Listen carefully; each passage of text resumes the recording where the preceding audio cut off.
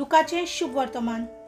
जेजून आपल्या शिसांक म्हणलें, बरयलें आसा तें अशें, क्रिस्तान कोश्ट मरण सोसूंक जाय, तिसरे दिसा तो मेलेल्यांतलो पुनर्जीवन जावंक जाय आनी जेरुसलेमांत सुरू करून ताच्या नांवान जिवीत बदलप आनी पातकाचे भोगसणे सगळे परजांक परगट जावंक जाय. तुमी हाचे गवाय.